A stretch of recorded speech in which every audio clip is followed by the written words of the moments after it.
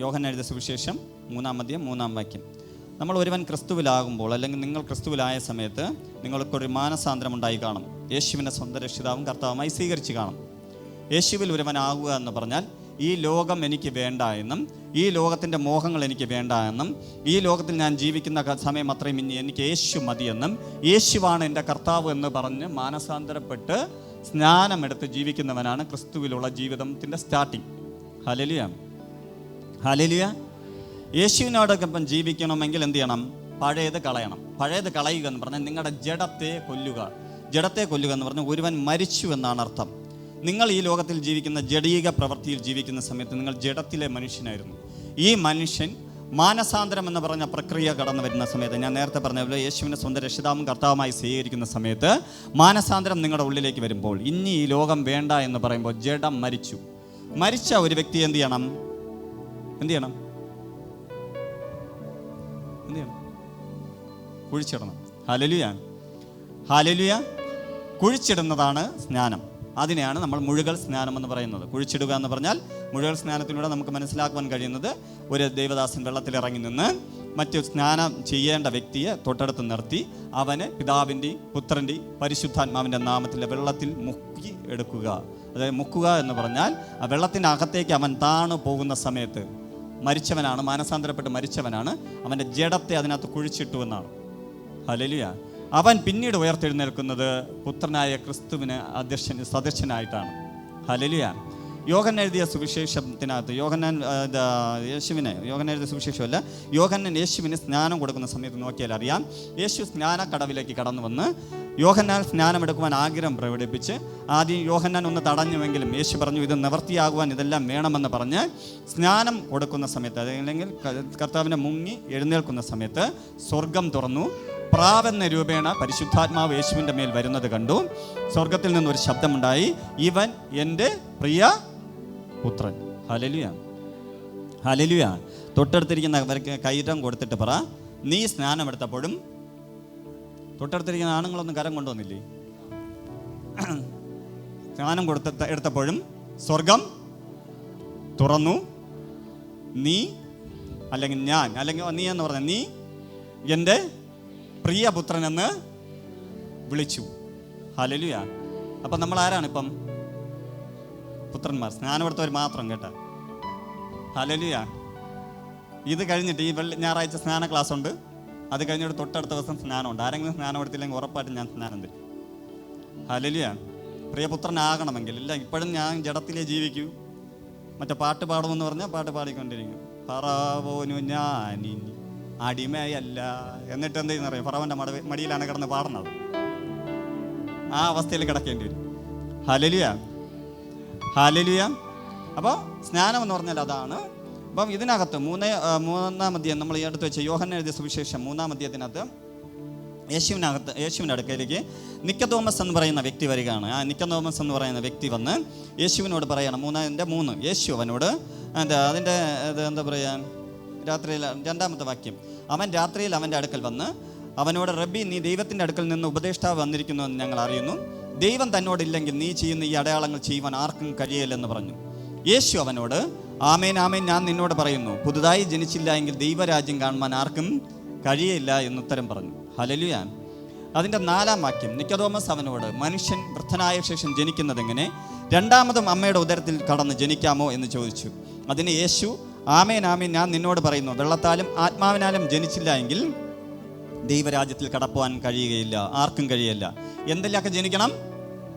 വെള്ളത്താൽ ജനിക്കണം. വെള്ളത്താൽ ജനിക്കുന്നതാണ് സ്നാനം. ഉറച്ചു പറ, ആരാ പേടിക്കുന്നത്? സ്നാനം. Hallelujah, hallelujah. രണ്ടാമത്തെ ജനനം എന്താണ്? ഒരു ജനനം വെള്ളത്താൽ. രണ്ടാമത്തെ ജനനം എന്താണ്? പരിശുദ്ധാത്മാവിനാലുള്ള സ്നാനം. ഹല്ലേലൂയ. വെള്ളത്താൽ സ്നാനമെടുത്ത എല്ലാ പ്രിയമുള്ളവരും പരിശുദ്ധന്മാരിൽ സ്നാനമെടുക്കണം. ഹല്ലേലൂയ.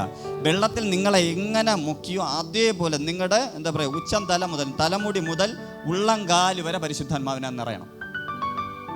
Hallelujah, hallelujah. നിങ്ങളുടെ വാഞ്ച പോലെ കർത്താവ് നിറയ്ക്കും, ഞാൻ ഉറപ്പായും വിശ്വസിക്കുന്നു.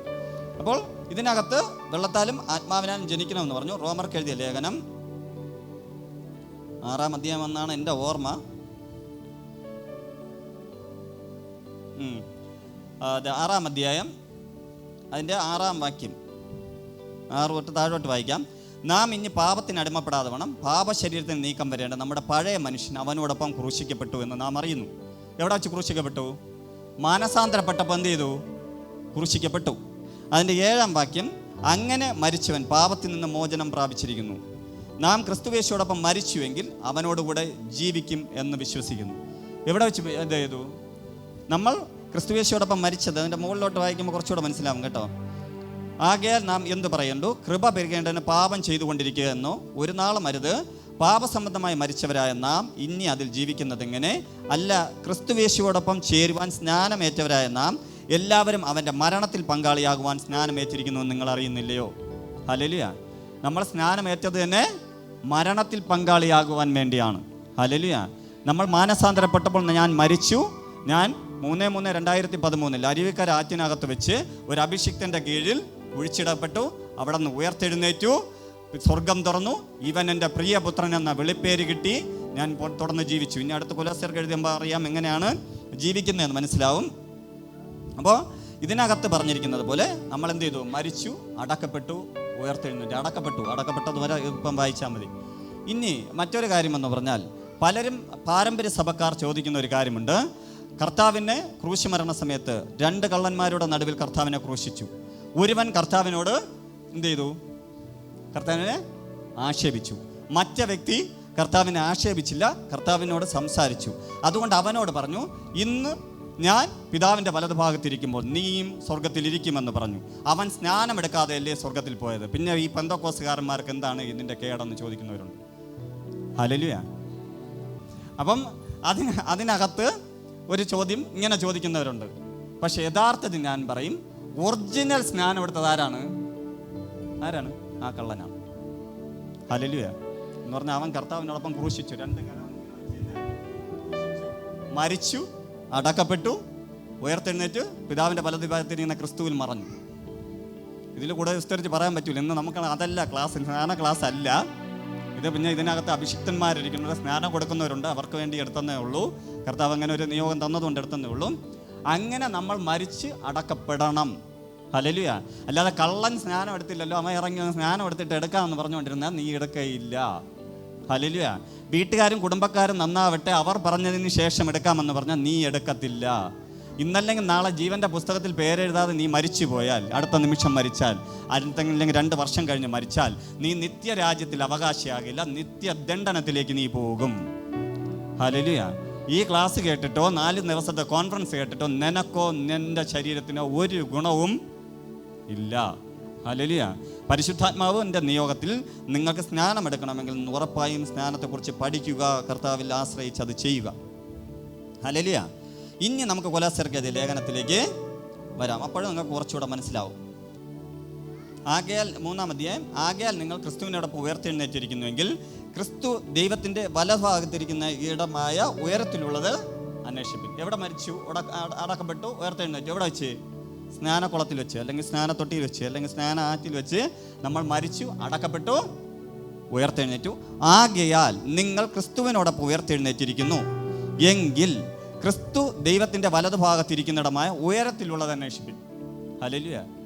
നമ്മൾ ഇന്നും കർത്താവിൽ സ്നാനമെടുത്താൽ നമ്മൾ പ്രാർത്ഥിക്കുന്ന പ്രാർത്ഥന എന്തെന്നറിയാം? കർത്താവേ, നാളെ പഞ്ചസാര വാങ്ങിക്കാൻ പൈസ തരണേ അപ്പാ, എൻ്റെ കഷ്ടം മാറ്റണേ കർത്താവേ. ഇത് വേണ്ടെന്നല്ല, നമ്മളെ പ്രാർത്ഥനയൊക്കെ കുറച്ചങ്ങ് മാറ്റണം. കർത്താവിൻ്റെ രാജ്യത്തിന് വേണ്ടി നമ്മളെ പ്രയോജനപ്പെടുത്താൻ വേണ്ടി നമ്മൾ പ്രാർത്ഥിക്കണം. ഹല്ലേലൂയ. അതായത് മുകളിലുള്ളത് ചിന്തിക്കണം. 2, ഭൂമിയിലുള്ളതല്ല ഉയരത്തിലുള്ളത് തന്നെ ചിന്തിപ്പിക്കും. കൊലോസ്യർക്ക് എഴുതിയ ലേഖനം 3-ാം അധ്യായം അതിൻ്റെ 2-ാം വാക്യം. 3-ാം വാക്യം, നിങ്ങൾ മരിച്ചു, നിങ്ങളുടെ ജീവൻ ക്രിസ്തുവിനോടൊപ്പം ദൈവത്തിൽ മറഞ്ഞിരിക്കുന്നു. ഹല്ലേലൂയ. സ്നാനമെടുത്ത ഓരോ വ്യക്തികളും തിരിച്ചറിയേണ്ട കാര്യം, ഞാൻ 3/3/2013 മരിച്ചു, അടക്കപ്പെട്ടു. എൻ്റെ ജീവൻ ആ സ്പോട്ടിൽ എവിടെ പോയി? പിതാവിൻ്റെ വലതുഭാഗത്തിരിക്കുന്ന ആരുമില്ലേ? ക്രിസ്തുവിൽ പോയി. അപ്പോൾ ഞാൻ ജീവിച്ചിരുന്നെങ്കിൽ എങ്ങനെയാണ്? എന്നെ എന്തിനാണ് സ്വർഗം പുത്രൻ എന്ന് വിളിച്ചത്? ഞാൻ മരിച്ചു, എൻ്റെ ശരീരത്തിൽ നിന്ന് എൻ്റെ ജീവൻ അങ്ങോട്ട് പോയതും അവിടെ നിന്ന് ക്രിസ്തുവിൻ്റെ ജീവൻ എന്നിലേക്ക് വന്നു. സ്വർഗം നോക്കി, പിതാവായ ദൈവം നോക്കി. വെള്ളത്തിൽ നിന്ന് ആര് വരുന്നു?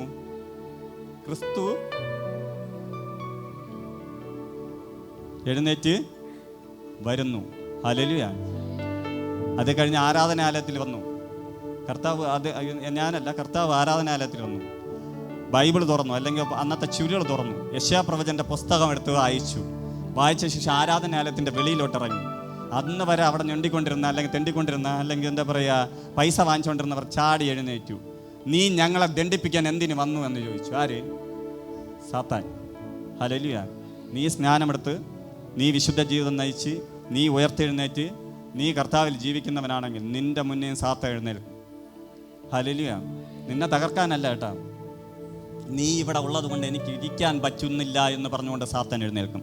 കാരണം നിന്നിൽ വെളിപ്പെടുന്നത് ക്രിസ്തുവാണ്. ഹല്ലേലൂയ.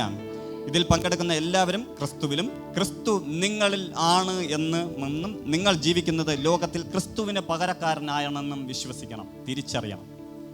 ഈ കോൺഫറൻസിൽ പങ്കെടുക്കുന്നവർ ഇപ്പം ഞാൻ പറഞ്ഞ മനസ്സിലായോ?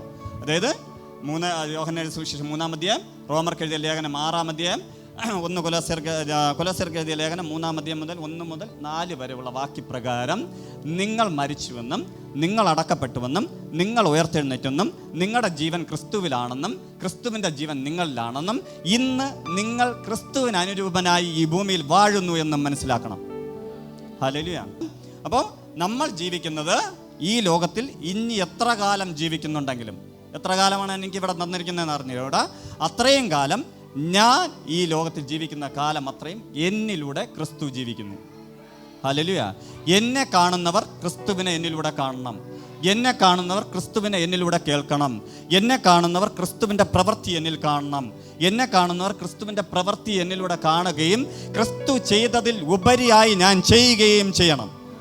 ഹല്ലേലൂയ. കർത്താവ് പറയുന്നുണ്ട്, ഞാൻ ചെയ്തതിൽ ഉപരിയായി നിങ്ങൾ ചെയ്യും. കർത്താവ് ഭൂതത്തെ ഒഴിവാക്കിയിട്ടുണ്ടെങ്കിൽ ഭൂതത്തെ ഒഴിവാക്കും, രോഗിയെ സൗഖ്യമാക്കിയിട്ടുണ്ടെങ്കിൽ രോഗിയെ സൗഖ്യമാക്കും, മരിച്ചവനെ ഉയർപ്പിച്ചിട്ടുണ്ടെങ്കിൽ ഞാനും മരിച്ചവനെ ഉയർപ്പിക്കും. ഹല്ലേലൂയ. കർത്താവ് എന്നിലൂടെ അതും അതിനപ്പുറവും ചെയ്യും. ഹല്ലേലൂയ.